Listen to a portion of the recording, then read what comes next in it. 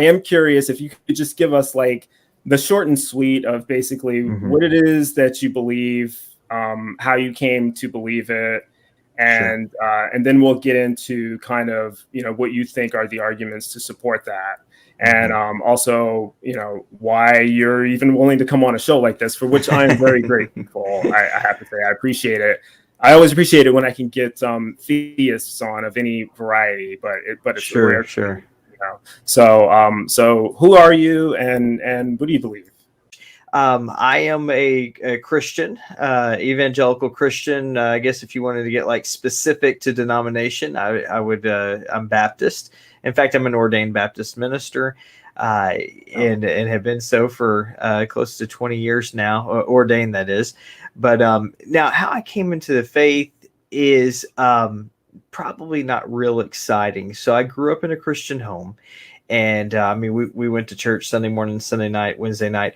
And so initially for me to just in terms of believing it or accepting it, it was pretty much, this is what I've been taught. And this is, it seemed to make sense to me. I didn't have any significant questions. And I was young. I was 10 years old when I placed my trust in Jesus Christ. And obviously at that point, you don't really know a whole lot of anything other than maybe some of the just very basic aspects of the faith. And that's okay. But for me, getting older, and I felt God's call in my life to go into the ministry. And so I graduated high school and I went to Bible college. And then it was while I was there and learning the deeper aspects of the faith, you start running into, okay, how come some people believe in Christianity, some people don't? Why do some people believe in Islam? Or, why are they Mormons or Jehovah's Witness? Or, you could just kind of name your religion or sect or whatever the case is. And that really drove me to maybe to dig a little deeper. And honestly, really before college, I'll never forget in terms of how I got into apologetics even, was when I was in the 8th grade. I had my buddy sitting next to me in the back of our U.S. history class. We're sitting there talking, trying to do anything but learn U.S. history. And something came up about birthdays, and he is, well, I don't celebrate birthdays. And I said, you don't celebrate birthdays? He said, no, it's against my religion. It's I'm like, strange, doesn't it? Yeah. I'm like, what kind of religion doesn't celebrate birthdays? And he's, well, I'm Jehovah's Witness. And I'm like, Jehovah's Witness? Okay, well, I've heard the word Jehovah before, but what does all this mean?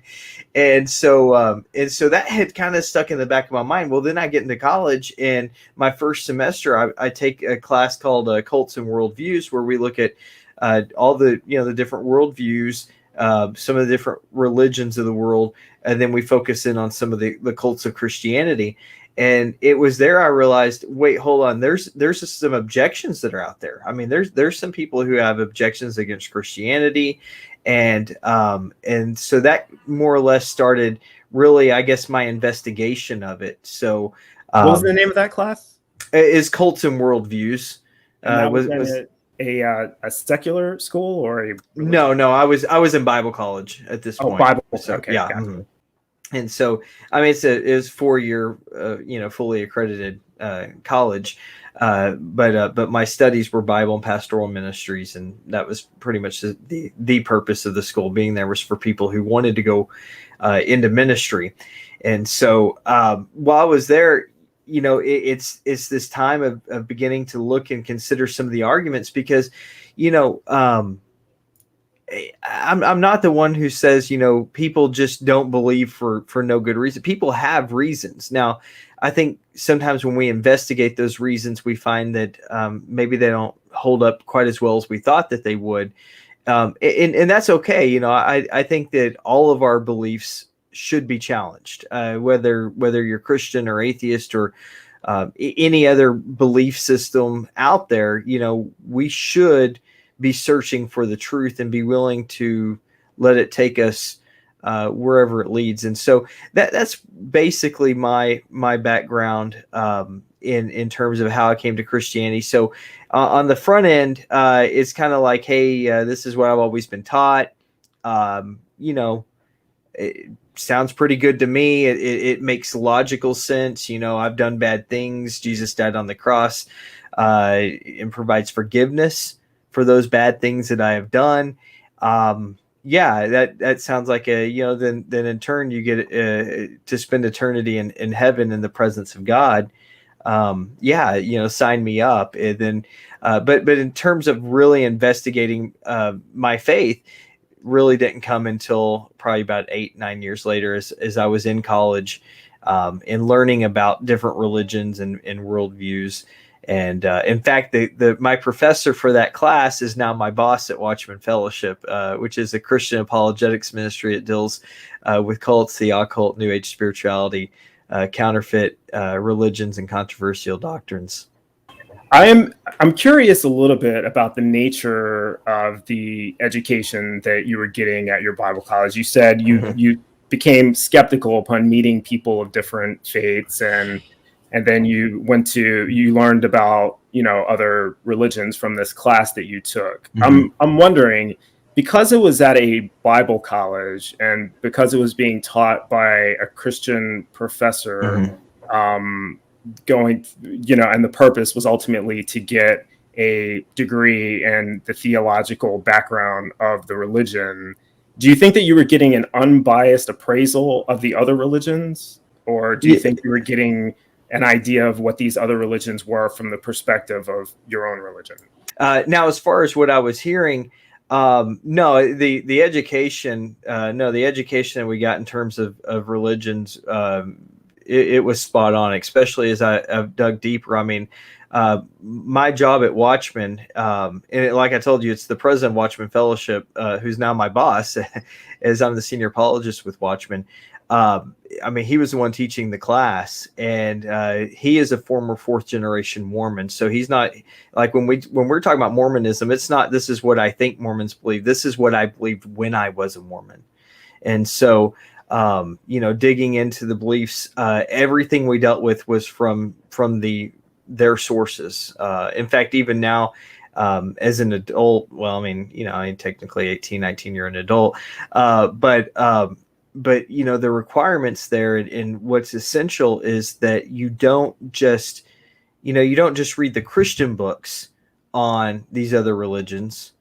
And most of them are pretty good. Most of them really go backwards, been backwards to try to make sure you have an accurate portrayal of the group. You want to be able to still man their arguments.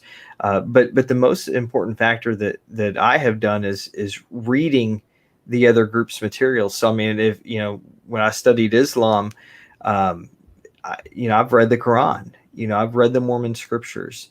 I've read many of the Watchtower materials. You have to look, really you have to do two things. One, you have to read their information, whatever it is that they're putting out, is the stuff that you have to read. Then the second thing is, and this is probably the absolute best thing, is you go and you talk to other people that are adherents of that group, and then you talk to them and you ask them what it is that they actually believe. So that's the important factor of it.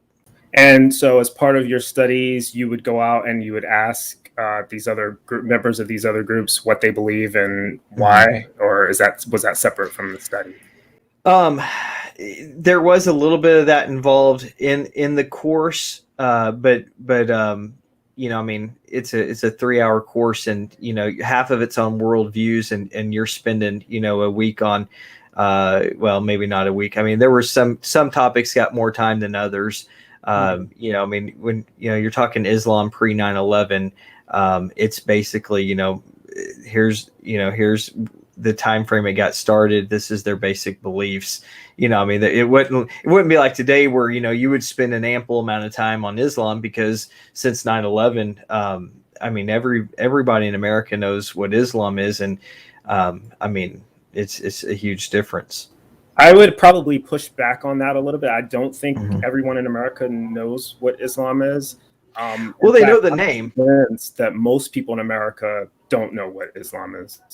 Well, let me clarify that to say they know the name and they know it's a religion, as to where if you go back into 1998, and I don't know how old you are, but I'm old enough. You're old enough to know that you pull somebody to the side in 1999 and say, "What's Islam?" and they're gonna say, "I have no clue." As to where today, I think if you pull them aside and say, "Hey, what's Islam?" they're gonna say it's a religion. Now, are they gonna be able to know it's Muhammad is the prophet? He prays, and Jibril says Quran and gives him the first surah there in the cave.